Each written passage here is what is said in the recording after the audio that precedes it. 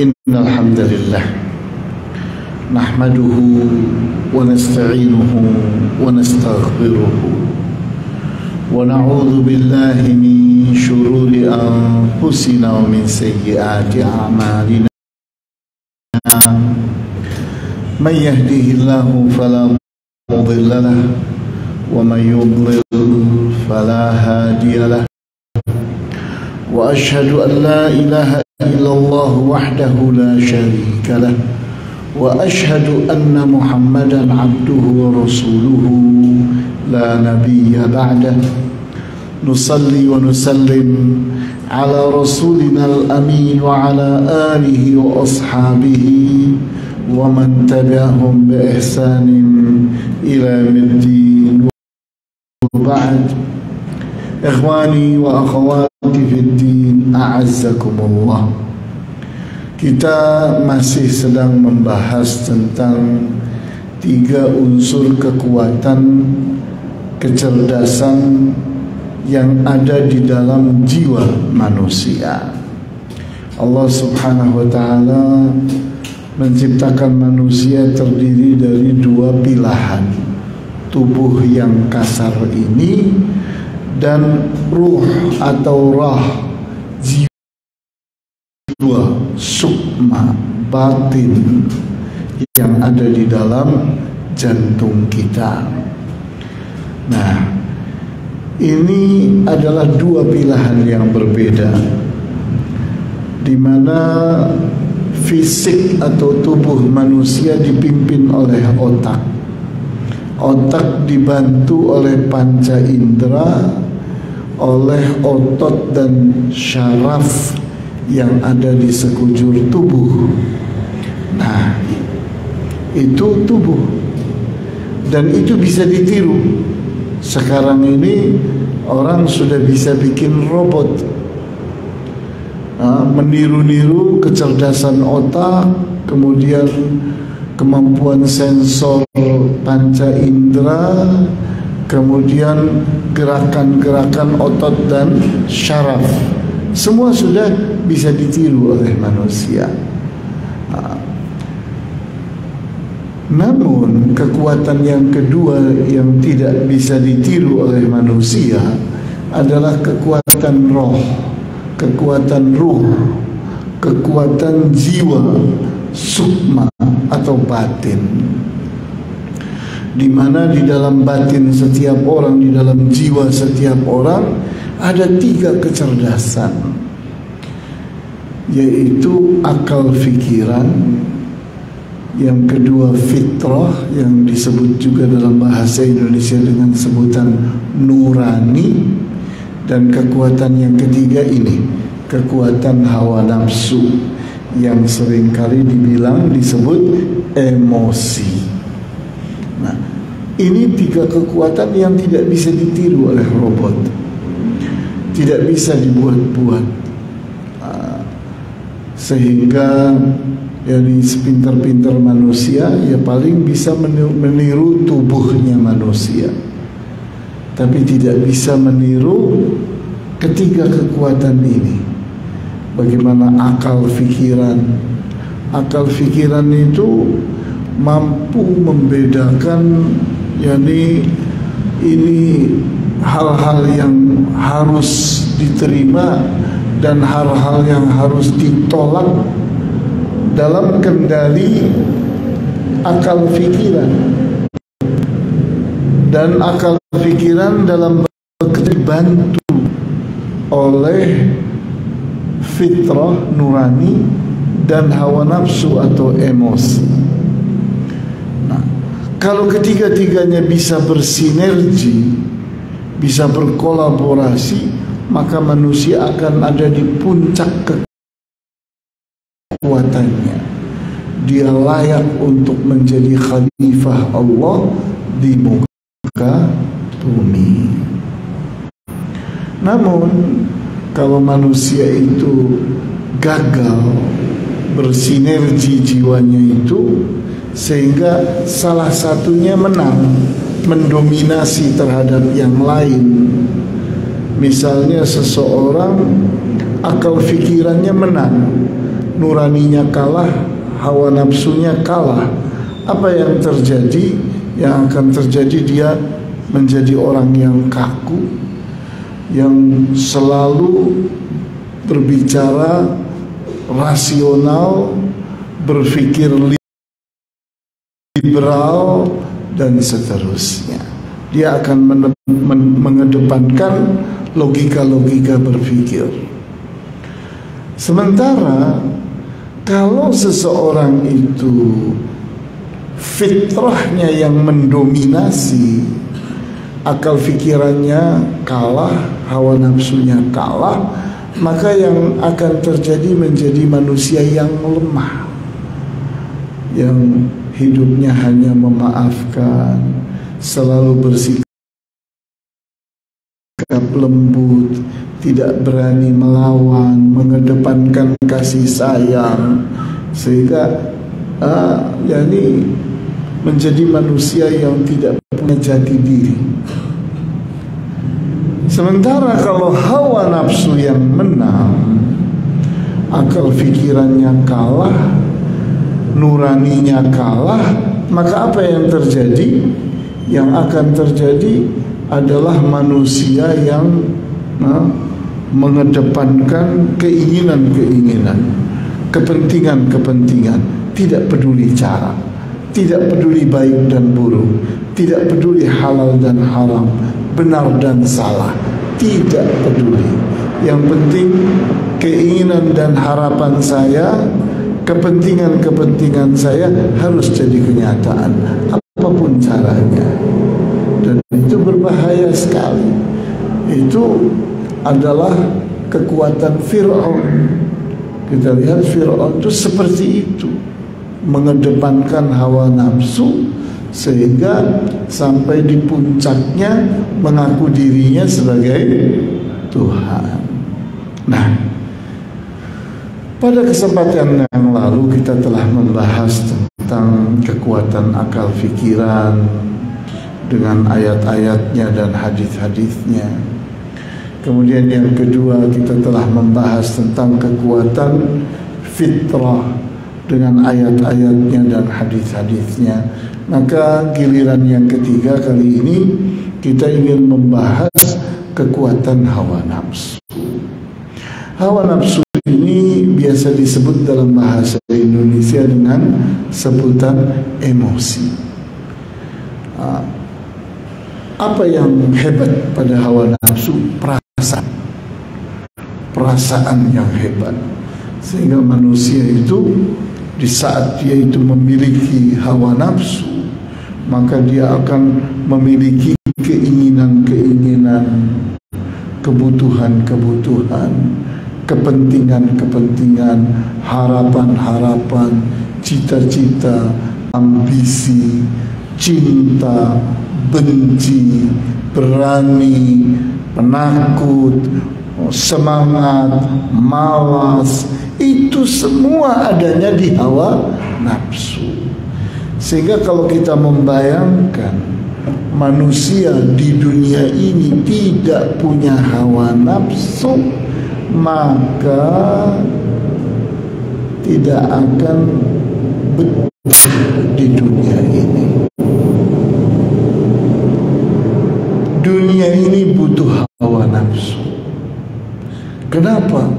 Karena semua harus dengan usaha, harus dengan effort, harus dengan upaya, dengan kegigihan, harus dengan kesabaran.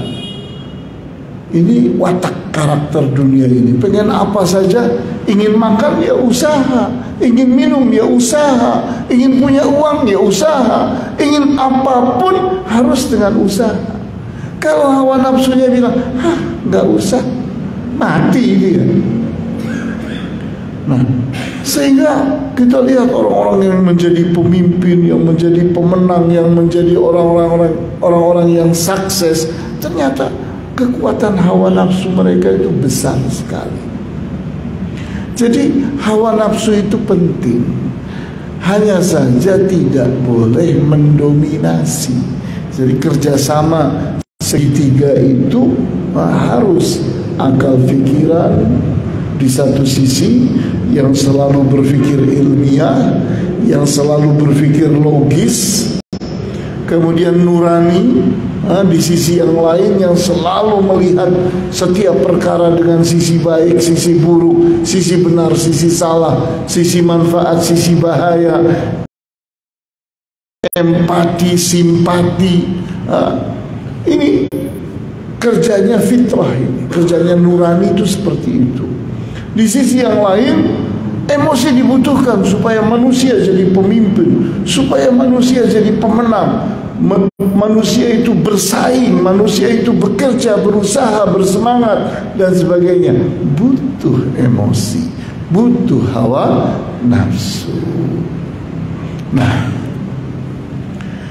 kita perhatikan di sini surat Yusuf ayat 53. Kita lihat di dalam Al-Quran ada surat yang sangat-sangat hebat, memberi kita pelajaran realistis, nyata, kisah tentang Nabi Yusuf dari kecil sampai sukses. Itu diceritakan di dalam surat Yusuf. Dan kelebihan Nabi Yusuf itu manusiawi banget, di mana beliau itu tidak seperti nabi yang lain yang menunjukkan tongkatnya, mukjizatnya, kekuatan-kekuatan yang metafisik, kekuatan yang di luar jangkauan manusia. Bukan itu yang ditampilkan oleh Nabi Yusuf. Nabi Yusuf itu manusiawi banget, manusia biasa. Sehingga di penjara, ia di penjara, menghadapi orang-orang yang iri dan dengki dan sebagainya dan sebagainya. Ini pelajaran sosok manusia yang berhadapan dengan hawa nafsu manusia, dengan kemanusiaan dihadapi. Nah, Nabi Yusuf mengutarakan ungkapan hikmahnya ini. Beliau katakan, wa ma ubarri'u nafsi, aku tidak akan memuji diriku. Tidak. Kenapa? Innan nafsa la ammaratum bisu. Karena hawa nafsu itu selalu memerintahkan si diri ini untuk berbuat buruk, menghalalkan segala cara, ingin ini, ingin itu dan sebagainya, tidak peduli cara. Illa ma rahima rabbi, kecuali hawa nafsu yang dicintai, yang disayangi oleh Tuhanku. Dia mampu mengendalikan hawa nafsunya, sehingga dia hanya mau yang halal saja, hanya mau yang baik saja, hanya mau yang benar saja, tidak mau yang buruk, tidak mau yang salah, tidak mau yang berbahaya, tidak mau yang haram. Nah, itu hawa nafsu yang dicintai oleh Allah. Inna Rabbi Ghafurur Rahim, sesungguhnya Tuhanku Maha Pengampun lagi Maha Penyayang. Karena ini kelemahan manusia. Manusia itu punya hawa nafsu. Kemudian kita perhatikan lagi surat An-Nazi'at ayat 40-41. Wa amma man khafa maqama rabbih wa nahan nafsa 'anil hawa fa innal jannata hiyal ma'wa.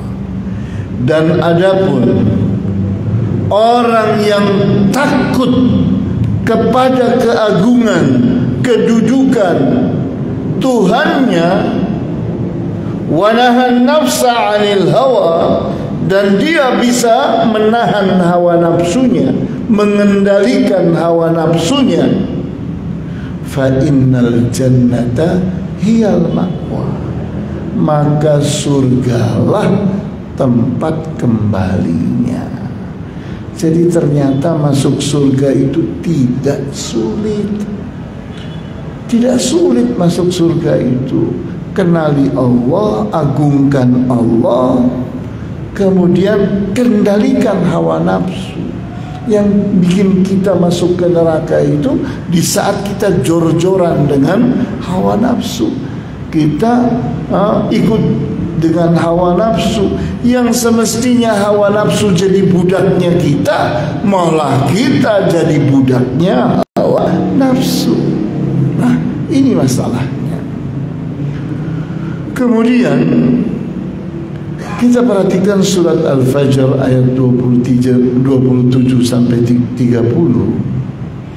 Allah memanggil hawa nafsu yang telah berhasil dididik, telah berhasil dikendalikan. Ya ayyatuhan nafsul mutmainnah, wahai hawa nafsu yang tenang tentram. Ini hawa nafsu yang sukses, hawa nafsu yang bersahabat dengan fitrah, hawa nafsu yang bersahabat dengan akal fikiran, mau diajak berpikir jernih, mau bersimpati, mau berempati, mau mempertimbangkan halal haram, benar salah, baik buruk, manfaat bahaya, semua dipertimbangkan. Mau dia semangat, tapi semangatnya bukan semangat orang bodoh, semangatnya orang berilmu, semangatnya orang cerdas, semangatnya orang yang mengerti, mempertimbangkan segala apa yang akan dihadapi. Maka Allah pun menjanjikan dan mengundang, irji'i ila rabbiki radiyatan mardiyah, pulanglah engkau menghadap kepada Tuhanmu, engkau ridho kepadanya dan engkau diridhoinya. Itu hawa nafsu yang dicintai oleh Allah, disayangi oleh Allah. Fadkhuli fi ibadi, masuklah engkau bergabung bersama para hambaku yang lain yang sama dengan engkau, yang memiliki jiwa yang mutmainnah. Wadkhuli jannati, dan masuklah engkau ke dalam surgaku. Ini hawa nafsu yang mutmainnah, tenang, tentram. Kita ini sebetulnya sudah punya alat untuk menguji diri kita dengan diri kita sendiri. Kita kalau berbuat sesuatu, perhatikan jantung kita. Kita ini kalau berbuat baik, jantung kita tenang. Kalau kita berbuat buruk, jantung kita dek, dek, dek, dek, dek. Kalau kita ini berbuat sesuatu yang benar, jantung kita tenang. Begitu kita berbuat sesuatu yang salah, dek, dek, dek, dek, dek, jantung kita deg-degan. Di saat kita berbuat sesuatu yang bermanfaat, jantung kita tenang, tentram. Tapi begitu kita berbuat sesuatu yang berbahaya, deg, deg, deg, deg, jantung kita deg-degan. Kenapa? Itu kerjanya fitrah. Di saat dia mengingatkan hawa nafsu, sehingga berpengaruh terhadap jantung. Maka kita pun melihat kecanggihan orang zaman sekarang, punya alat namanya lie detector, pendeteksi dusta. Saat diinterogasi, mimiknya tenang, fisiknya tenang, padahal jantungnya lagi deg-degan karena dia lagi bohong. Itu ketahuan oleh alat itu, mulutmu sedang berbohong. Kenapa? Terbukti jantungmu tidak tenang. Nah, ini. Kemudian kita memperhatikan lagi surat Asy-Syams Kita urut dari atas, Allah bersumpah untuk bicara tentang hawa nafsu ini sampai 11 sumpah. Wasyamsi wa duhaha wal qamari idza talaha wan nahari idza jallaha wal laili idza yaghshaha was samai wa ma banaha wal ardi wa ma tahaha wa nafsi wa ma sawaha. Allah bersumpah dengan hawa nafsu manusia. Hawa nafsu manusia tidak sama dengan hawa nafsunya jin. Hawa nafsu manusia tidak sama dengan hawa nafsunya binatang. Apalagi binatang buas, berbeda. Hawa nafsu manusia itu mudah dikendalikan, mudah diatur, mudah dijinakkan. Kita perhatikan, kita ini mengendalikan hawa nafsu itu seperti kita menggembalakan kambing. Semudah itu. Menggembalakan kambing itu tidak butuh titel sarjana, lulus SD pun tidak perlu. Mudah menggembalakan kambing. Seperti itu kemudahan menggembalakan hawa nafsu. Mendidik hawa nafsu itu seperti mendidik anak kecil. Kalau kita mampu mendidik anak kecil, maka semudah itu kita itu mendidik hawa nafsu. Nah, maka Allah pun menyebutkan karakter hawa nafsu itu sempurna, sehingga dikatakan wa nafsi wa ma sawaha, demi hawa nafsu dan demi kesempurnaan yang Allah telah letakkan pada hawa nafsu manusia. Fa'alhamaha fujuraha wa taqwaha. Di antara bukti kesempurnaannya manusia,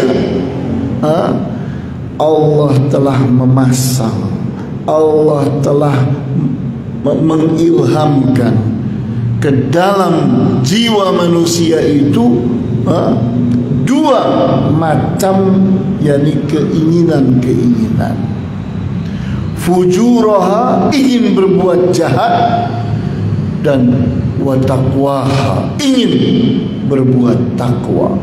Setiap hari pertempuran itu dua ini sedang bertempur. Ayo, mau kanan apa kiri? Ayo, mau kanan apa mau kiri? Terus masalah itu menit demi menit, jam demi jam, hari demi hari, terus sepanjang umur kita. Pertandingan itu.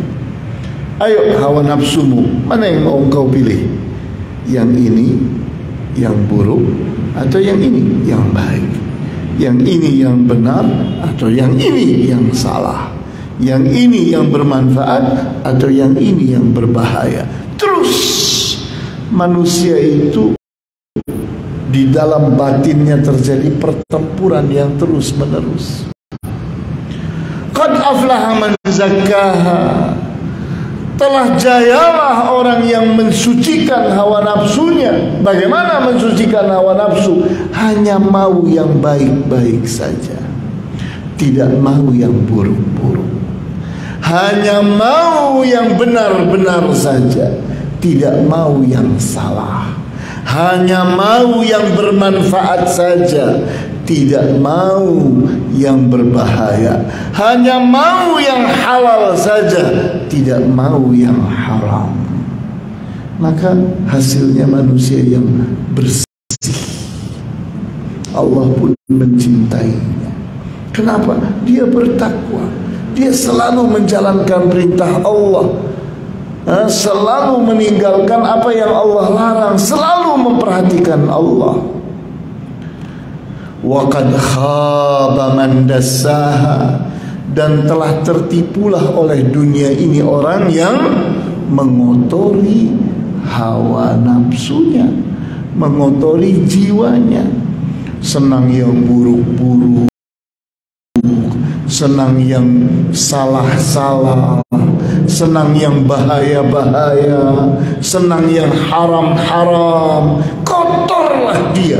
Orang pun tidak percaya kepada dia, orang pun menistakannya, tidak memuliakannya. Kenapa? Sampah masyarakat, jahat, tidak punya simpati kepada orang, tidak punya empati kepada orang, ego, dan seterusnya dan seterusnya. Kemudian kita perhatikan berikutnya, surat At-Taghabun ayat 16. Ini pelajaran penting. Bagaimana cara kita berlindung dari kejahatan hawa nafsu. Kita ingin melatih hawa nafsu kita. Kita ingin hawa nafsu kita itu betul-betul mau tahu terhadap apa yang difikirkan oleh akal fikiran, apa yang difikirkan oleh nurani, oleh fitrah. Nah, maka Allah Subhanahu wa ta'ala pun memerintahkan, fattaqullaha mastata'tum, maka bertakwalah kalian kepada Allah sekuat kemampuan kalian. Jadi kita ini tidak boleh memaksakan diri kita, mewajibkan yang sunnah tidak boleh, yang sunnah biarkan sunnah, menganggap sunnah sesuatu yang mubah juga tidak boleh, biarkan yang mubah itu mubah. Lebih buruk lagi mewajibkan sesuatu yang mubah, berlebih-lebihan. Nah, itu yang salah. Maka bertakwa itu sekuat kemampuan kalian. La yukallifullahu nafsan illa wus'aha. Tidaklah Allah membebani seseorang, suatu jiwa, kecuali sekuat kemampuannya. Maka mulailah kita membenahi diri kita. Wasma'u, maka dengarkanlah. Dengarkanlah itu artinya kita tangkap nasihat, kita tangkap ilmu, kita tangkap hikmah, kita menuntut ilmu. Dengarkan. Karena menuntut ilmu di antara cara yang paling efektif adalah dengan cara mendengarkan. Wa ati'u, dan taati. Ilmu yang datang itu ditaati. Wa anfiqu khairan li anfusikum, dan berinfaklah kalian, karena berinfak itu adalah untuk diri kalian sendiri. Karena orang berinfak itu adalah orang yang sedang menabung. Kita memberi orang miskin, maka sama dengan kita sedang menabung kepada Allah. Kita memberikannya kepada orang miskin, ya ini kurirnya Allah ini. Begitu kita memberikan 5.000 rupiah, langsung sampai kepada Allah 5.000 kita. Kalau kita ikhlas, maka terlipatlah minimal 10 kali. Terlipat bisa jadi sampai 700 kali. Itu jadi tabungan kita. Wa man yuqa syuhha nafsihi fa ulaika humul muflihun. Dan barang siapa yang berhasil menahan keburukan hawa nafsunya, maka mereka itulah orang-orang yang jaya. Jadi orang yang jaya itu siapa sih?